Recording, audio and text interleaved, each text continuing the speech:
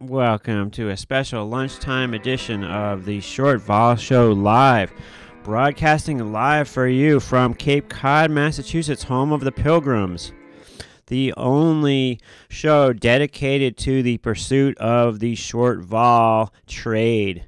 And today is Viewer Appreciation Day, so today we salute our viewers. So thanks to all of you who have tuned in and who have supported the show through the tough times and lean times, and you're here now, and thank you so much for watching. Had that appearance last Friday on Options Insider Radio. It was very exciting, and I tell you what, I couldn't have done it without you folks, because without you watching this show, I would not have been able to attract Andrew G. to come on this show initially for an interview, which in turn was able to convince Mark Longo to come on the show here, and then eventually invite me on his show. So it all comes down to you folks. Thank you so much for your support.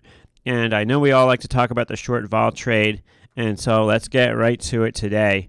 Earlier today, we were in sort of negative territory in major indices, but now things have turned around and we find ourselves back in a situation where the VIX is cracked down, and on the eve of expiration being tomorrow morning, we see UVXY in the low, the VIX in the low 12s, right now 12.16, UVXY in the low 9s, only 75 cents off the all-time low in UVXY, so getting close. If we look at the Contango situation, now I know it's only one day until it switches which months we use in our calculations, and essentially UVXY and VXX are made all of August. July is pretty much moot, but still, we are still rolling, and so that Contango calculation does count towards decay, and that is at 12.15% right now, according to VIX Central, which is just slightly delayed. So big Contango here, folks. We are back. We haven't seen these levels since the Volmageddon in February, and very exciting for us short vol traders. This will push us down pretty quickly if we can continue around these levels. Now, you can see the second month Contango is 5%, but look for that to expand as soon as the roll begins. If we go for a second and we check out the ProShares website, you're going to see what I mean as far as UVXY being made almost entirely of August. So if we look at the holdings here, we can see that there's 44,000 contracts of August and only 2,400 contracts for futures of July. So almost over. And indeed, expiration tomorrow. You can see some swaps in there. I wouldn't worry too much about those. That just saves the company a little money in their objective. But yeah, we are all August, and we will start to see those September futures come on the board in a day or two as the front month becomes gone and the back month becomes the front month. So expiration, now, as many of us know, expiration has been time for some, shall we say, tomfoolery, some wackiness, possible manipulation. Stuff just moves around. And, as I look at this daily holdings, one thing I do notice is this market value of cash. Now, they always do hold on to some cash, but this is higher than I've seen it recently. It's usually, I haven't seen it over, I don't think, 400 million. Usually it's somewhere around like in the 300 millions area. Now, that just might be related to more cash under management right now, but that number does stick out to me a little bit. Anyway, back to expiration. We have seen some wackiness in expirations before, and we will be waiting to check that out tomorrow. And the process could be more transparent than it is, but we will be watching it through just watching the charts of the futures and how they trade up to and through expiration. Remember that the expiration is held with a sort of a closing rotation. More specifics on that if you watch my video with Vance and Andrew from a few months ago. Vance goes into some more specifics on how the expiration is done. But essentially, as we know, the VIX is based on a calculation of a strip of options, and they hold a sort of closing rotation for those options, and that's how they get the values for the final peg of the VIX, and the futures move around coinciding with that. So let me take this Tesla trade and move that away from our screen here. So that's happening, expiration coming up, and in the meantime, we did get the new all-time low in TVIX a couple days ago, and we might have an all-time low again today. Let's take a look at that. So TVIX, okay, yeah, so TVIX did hit another all-time low today, 36.03. So more all-time lows from that. It's not very long until UVXY gets another all-time low. VXX, you know, a little off the all-time low, 30.65 today, but, you know, only $5 from the all-time low. So getting closer for VXX as well. So, and I've been speculating. I said so on the show I was on Friday that actually getting a new all-time low in UVXY will attract some media attention, and I will see. I do expect to see renewed interest in the short vol trade as we start to make new lows, which kind of makes sense. And it would also kind of signal. I'm really waiting for UVXY to split because it just makes the option stuff more exciting for me when it splits. But I don't expect that to happen until A, we've taken out the all-time low, and B, we like hit something like 6 or something. I guess if we get into the 7s, they'll start planning on it. But I think they'll probably be a little bit less aggressive than usual because we haven't had a split in a while, and because just the environment we're in, and also because it's been deleveraged. So we'll have to see. It's sort of a new product now, so we'll have to see when that split announcement actually does come. I'm very excited for an interview coming tomorrow, and it's a guy who trains people.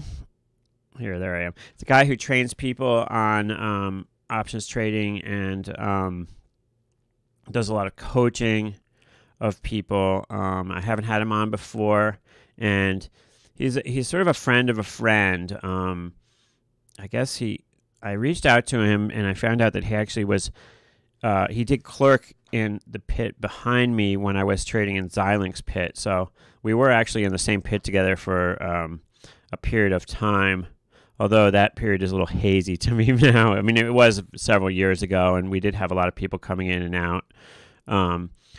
But we'll have to ask him about what he remembers about that period when he comes on. So that will be kind of exciting. So we've got that coming on tomorrow. In the meantime, as I said, I do have this Tesla spread on, and let's take a look at that. So what spread do I have on? Well, I have a calendar spread, and it's a monthly calendar spread. Now let me pull it up so that we can see it better, because the screen is kind of like too small and down to see. So let's go like that, and move my head out of the way here for a second. Okay, so you've got several options showing here, and if I scroll down, the majority of the trade is these bottom two options here, which is a 4-lot spread. So I'm long the 21 SEP 325 calls, and I'm short the 10 August 325 calls, and I need to widen this out so you can see everything. So I'm long this spread, and it's around $8 right now, the spread. The SEP 325 calls 21.70, and the August 325 calls 13, almost 70, let's say. So,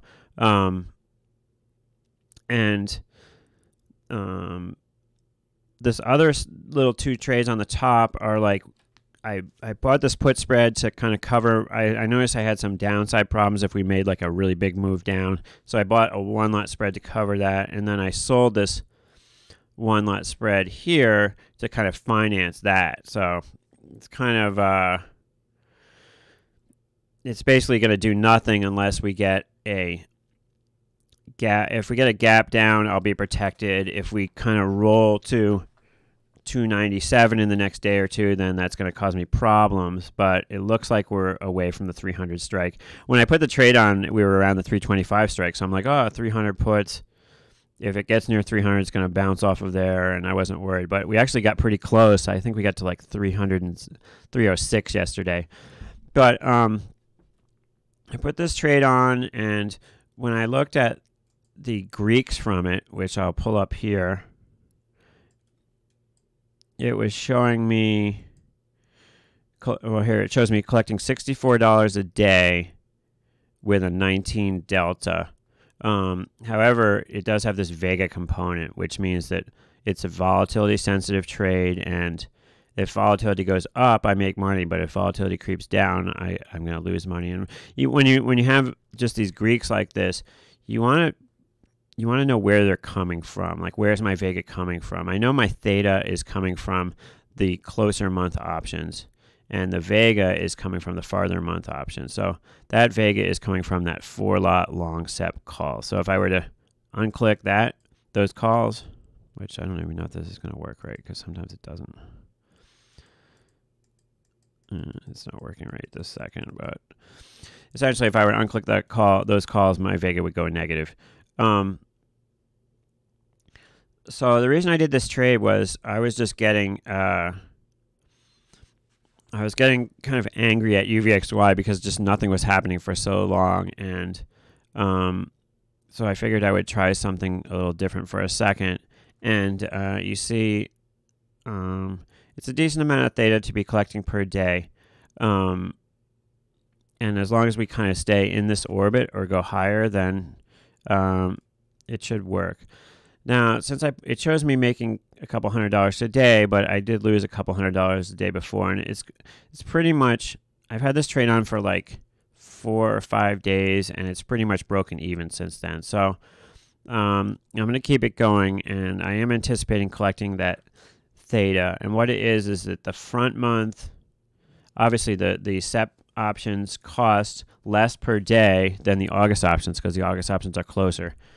And as we get closer and closer to expiration, this number goes up and up and up. So tomorrow it's 74 collecting a day, the next day 79, 85, 80, and so on and so forth. And so, but you also notice the delta goes higher as the days go by. So essentially, this is a bullish Tesla trade that also collects money per day. So Tesla has basically gone down a little since I made the trade, which has made me sort of break even on the trade. But I do have that decay going for me, which is great. And if we close in a little bit on Tesla, you can see, well, that's too close in, but over 10 days, you can see it's kind of like drifted lower. But, you know, we could easily end up right back where we started, which would turn this trade into a decent winner. And I'm just looking to keep it on for a while. I might actually start to roll one side at a time of the spread outward if this continues to work for me. I did, like I said, buy this puts for protection. They are going to roll off at the end of the week, and so I will look to buy more little downside at some point, because I do have a little bit of a downside risk if this thing were to crash, and I don't want to put myself in too much risk right now. So that's the Tesla trade. I've heard from several people they like to hear me talking about dissecting trade. So if you do have an options trade that you maybe have on, or maybe you're thinking of having on, I'd be glad to put my 2 cents in about it. Everybody has obviously varying opinions, and the more you listen to me, the more you'll see kind of what my opinions are about things. I'm generally consistent in the way I trade and do things, and it's taken me many years to become to get to the point where like I kind of know ahead of time what I would do in every situation, and when that situation occurs, I execute it the same way every time. And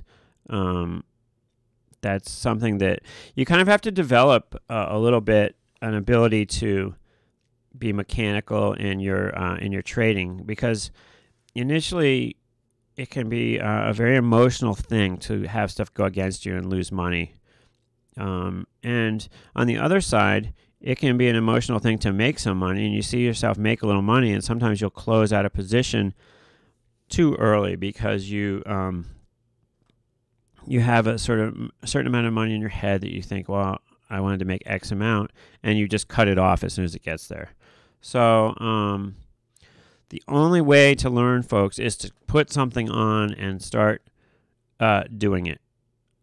There's plenty of people out there who have really strong fundamentals, really strong understanding of things, but they just can't seem to pull the trigger. I've seen it happen before many times with people. Once they get in a situation where they're ready to trade, they find a reason why not to do so many, any trade. Well, they say, well, I could do that, but what if this happens? And they're not able to pull the trigger. So I would say get out there, be very small, but get out there and do something.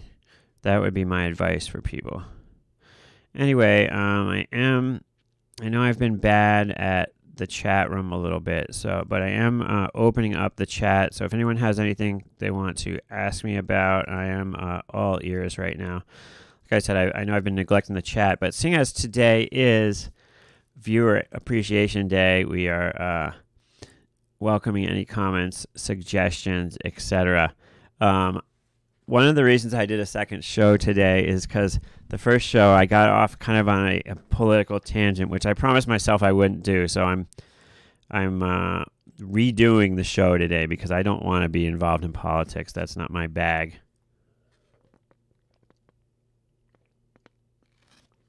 All right, so I was thinking about Amazon because, I was looking at like the low price of UVXY, and so I figured I would try something out in a higher price underlying, that being Tesla, which is a $300 underlying. So then let's take that to the extreme and take a look at Amazon, which is a very high-priced underlying. So Amazon right now currently trading $18.40, and so let's look quickly at an at-the-money calendar spread in this one. So, for example, we could take 1840. We could go out to, let's say, October, and we could look at purchasing a 1840 call. So, $100 for that call. Wow, that sounds like a lot of money, doesn't it? So, $100 for that call. So, we buy one of those calls. And let's say we sell something a little closer against it. So since we went out farther in OC, let's go out to SEP to sell a SEP against it. Okay, so SEP. So let's get the same strike and we'll sell it in SEP, and we'll see what we've got here. So if we sell a SEP against it, we've got a spread that would be a $17 spread. So each time you do that spread costs $1,700. And so if I go to the far right side here, and I can click on it, and I'm just going to move myself out of the way once again here for a second. So if I go to the far right side here and bring my mouse down, I can right click and hit Analyze Trade. That will bring me into the Analyze window. And indeed, I was analyzing another one earlier today, so you see both of them there. And what I'm going to do is I'm going to bring this screen and adjust it down a little bit so we can see a little bit more of it here. All right, so that's a little better. Let me get my big mug out of the way again for a second. So what we've got down here is sample trades, and you can click them on and off and see how your deltas change. So if I click both of them, then my deltas, gamma, and everything up here are reset to 0. And this is set up automatically, so you've got the at the money price, which is 1841 right now, and then 10% higher, 2025, 10% lower, 1657. Wow, that's a big move for 10% as far as dollars go. So if I were to do a one lot of these spreads, the October, September, it would give me a 0.62 delta, which sounds like nothing, and I would collect $10 a day. I have another trade lined up here, which is the SEP 21, August 10, which is, I believe, the same time frame as the Tesla trade I have on. So let's model that one. So this one, $2,700 for a one lot, collects $52 a day in theta with 100 Vega. So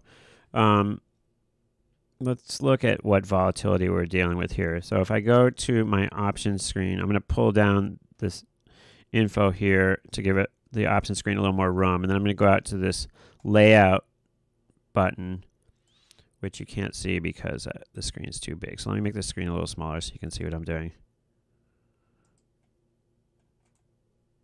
Let's see, transform, fit to screen. All right, so if I go up here to the layout section in the middle of the top of the screen, I can go down and select this implied volatility tab, and if I look at the money, the far left column is going to give me the I think it's the bid volatility, implied volatility. So 840 strike, it's showing like a 29 vol. So a pretty low volatility underlying here. However, it's just big in dollars. It's big in dollar amounts, and that's just the way it is. So this represents, so I'm short 0.06 gamma and long 1 delta. So if it goes up 100, so it's all relative because this thing, can move around a decent amount. Now, if we look at this other tab, I haven't really talked about this tab with you, although a lot of people are really into this. If we go up higher on the screen here, there's this tab, and we had the options chain open. If I close the options chain, I can open this today's option statistics. Now, this is going to tell you IV percentile. This is going to tell you, well, what we said it was like a 2930 vol. Well, what does that represent historically in this issue? Is that high? Is that low? Is that in the middle? That's what this is going to tell you here. So 52-week implied volatility high, 47. 52-week implied volatility low, 11. So that gives you some great information. So that means that 30 is kind of in the middle of it. So when you're looking at a trade that does have a Vega component, it's good to know where you are sort of in the range of things. And it gives it a percentile ranking too, 56%, which once again kind of sounds like it's in the middle of it, right? And then same thing for historical volatility. And it does give this number implied volatility. I'm not exactly sure where it gets that particular number from, but kind of an average implied volatility for this right now. So let's take a look at Tesla for this. And we can switch options chain like that, and then volatility. Okay, so Tesla, 29 to 83. Okay. So and it's showing volatility right now is 63. So once again, right in the middle, but in the higher end of the range here. So we're long Vega here, so it's important to know we're in the high end of the range because earnings are coming out on the 1st, and so we probably want to take this trade off before earnings because volatility is probably going to go down. It usually gets crushed right after earnings, and so a cool thing to happen would be as we get up towards August 1st, volatility expands and we take advantage of that, make some money, and then take the trade off right before earnings. That's kind of the game plan right here. As I said, it's showing implied volatility right here at 63%. That's just one number. We're on a skew here. You know, how they get to that number, I'm not quite sure, but each strike has a different volatility since stuff is on a skew. But yeah, it's good information here to know that we're at 63%. Now, it has this for even like UVXY, even though UVXY is not a stock. And this information can be very useful. So let's look at it in UVXY. So closed options chain, and we've got today's stats. We're in the 5th percentile of implied volatility and 24th percentile in historical volatility. So stuff is calm here, right? So what does that mean? That means that probably not the greatest time to be selling calls or to be selling options because you're just not going to get a lot of money for them. Stuff is calm. But maybe a good time, you know, that means that owning puts or conversely put spreads, but naked puts, for example, might not be a bad time since we're only in the 5th percentile range. Those could go higher, especially when you're looking at a put that's like a December or a January put. Might not be a bad time to buy some Jan 8s or 9s or 7s because we're only in the 5% of volatility right now. So good information here coming out of Think or Swim to check out. So I always like to check out these stats when I look. The other thing I check out all the time, which I really haven't talked about too much here either, is time and sales. Okay, so options time and sales here. So this is going to give you some of the biggest trades of the day. And yes, my head is slightly in the way there, but sorry, you're going to have to, here, let me move this. Sorry, you got to look at me for a second. If you go over to, I just can't seem to get the screen. I'm getting rid of myself again here for a second.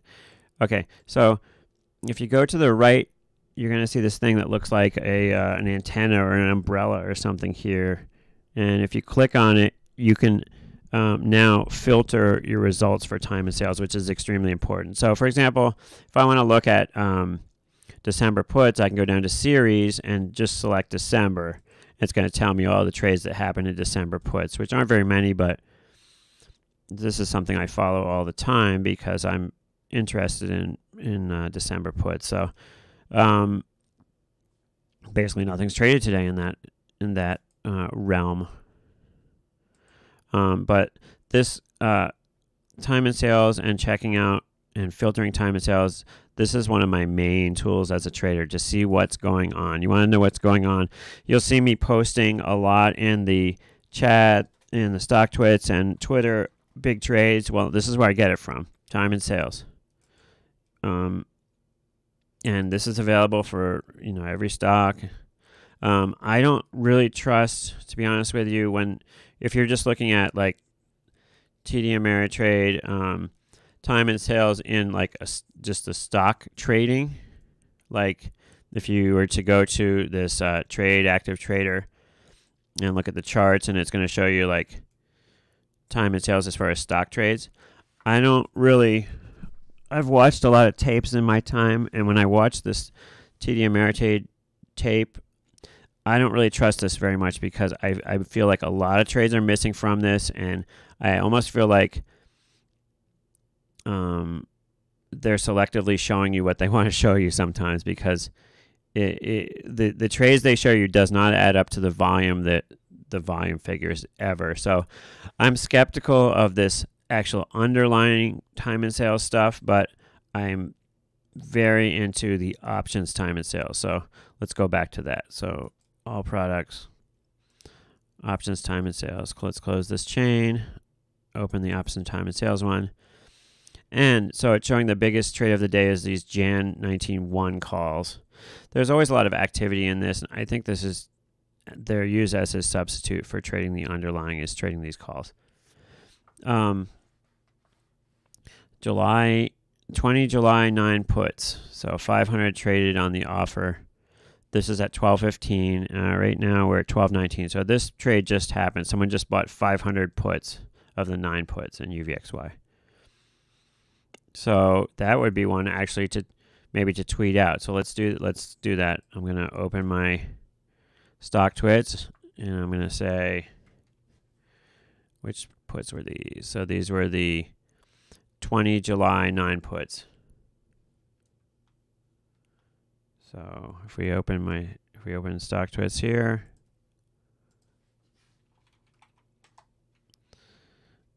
then we can go UVXY 20 July 9 puts, 500 trade. I think it was 18 cents. 18 cents. Customer buys. So to me, that means somebody thinks we're going lower from here. It might be useful information, might not be, but I like to post big trades. If you want to, if you want to be part of the community, add something to the conversation, and like posting time and sales for big trades can be helpful. It's helpful for me, I know, because a lot of times I'm, away from my computer screen. I can't get access to that information. I just have my phone on me, and that information can be useful. So UVXY here now, 9.18, could possibly break $9 today. It's looking like. That's kind of interesting. But yeah. Some interesting, I guess this is turning into more of a dialogue of think or swim. Let's see what we have here. I'm an option buyer. What do you think of a long put spread as a general strategy in UVXY, especially when call premium is low or non-existent? DC Bristol, I think that's a great idea. And I like your idea of long put spread as opposed to just put. You can buy a put, but usually when I buy a put, I'm looking to do something against it. So I'm saying I'm going to buy this put, and then I'm going to buy the 9, and then I'm going to hang out and wait till it goes lower, and I'm going to sell the 7 against it. I'm always looking to kind of offset my cost basis somehow. So as I was saying a little while ago, we are only in the 5 percentile for implied volatility in UVXY now. So stuff is cheap. So the farther out you can go to get some stuff, it's like the farther out you go in months, the less delta for your dollar you can get. But the more vega for your dollar you can get, and the longer they're around to help you, to be useful to you. So when you're determining how far out you want to buy a put, it's a question of how much money you have to spend, how quickly you think things are going to go your way, and where we are in the range as far as volatility. And right now we're really cheap in the range of volatility. So buying puts, if any time is a good time to buy a put, now is a good time to buy a put. The only hesitancy I would have, as far as just to give you two sides of the equation here, the hesitancy I would have about buying puts right now is just that we are in the low range for the VIX, and we are in the low range for UVXY. This is the lowest UVXY has been in quite some time. So a prudent trader might say, wait for a pop and then buy those puts. Now, you'll notice that if we do get a pop, they'll take vol up a little bit. So you might be paying the same price for the puts with UVXY up 50 cents as you'll be paying for the puts right here, because just the way that they pop implied volatility when we get an up move. But that being said, I don't think it would be a bad idea to buy some puts and put them in my pocket, or put spreads. I would look to go a little bit farther out. When you're dealing with strike selection, it's more aggressive to be going lower down. So if you were looking to buy like the 9-7 put spread, that's much more aggressive than looking to buy the 11-9 put spread. And when you're more aggressive, you're going to make more money if it all works out for you, but your odds of a successful trade are going slightly down. So it's all a question of kind of how aggressive you want to be, what your forecast is moving forward as far as how much you think UVXY is going to go down, and taking a contango and that sort of thing. But yeah, I like the idea of buying put spreads here, but I might like look for a little pop before I did it. You know, I've done it several times where like it's at the lows, I buy puts, or I somehow get short when it's at the lows, and then I end up having, it ends up working out in the end, but I end up having to ride it through a couple pops before it makes those new lows and I actually make my money. So after doing that a few times, now I've learned to like lay off a little bit until we get that pop and then maybe put something on. So just a little stuff to think about. Thanks for your question and good luck with the trading. So there we are. Thank you folks for watching and good luck trading today. This certainly is exciting. We could see an 8 handle in UVXY coming up today, with the VIX now breaking 12. Very exciting. And, you know, if we get more of a down move on the VIX, it's necessarily going to drag UVXY down because there's no wiggle room for this front month future. And I know the front month future is not is almost moot right now. So there's definitely wiggle room for the second month future, but nonetheless, a move down in vol is going to pull this thing down. So good luck to all, and thanks for watching. And I will be talking to you tomorrow morning, and we will have an interview tomorrow afternoon, which is all awesome. I got to thank all of you for watching the show, and I will talk to you soon. Oh my god, that lighting though. Background, but I like this. Bye-bye now.